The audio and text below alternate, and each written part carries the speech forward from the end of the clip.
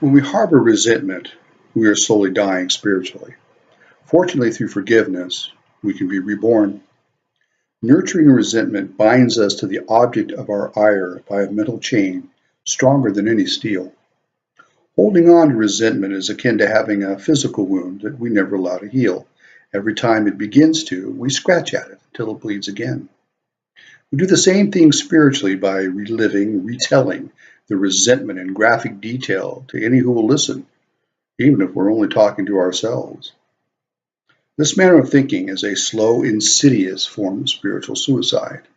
We must learn to turn away from our hurts and allow them to heal if we wish to grow.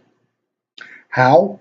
By deciding finally and forever to forgive, with God's help, the cause of the resentment by naming them and asking God to do for them everything good that we wish to have happen in our life. Visualize them receiving God's grace, His peace upon them. In time, a scar will form, but resentments are tenacious, and our subconscious will whisper that perhaps we should scratch at it again, just in case.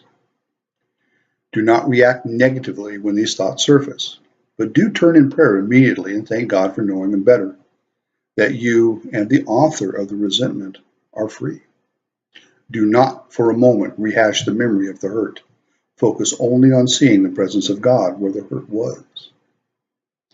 Now, having just begun incorporating this new way of thinking into our life, we do not berate ourselves when we discover we have drifted into morbid reflection, examining that old scar.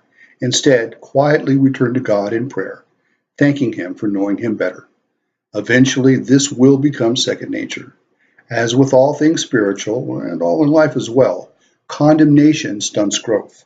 So we are always gentle in prayer, especially with ourselves, learning to pray with a feather stronger than steel.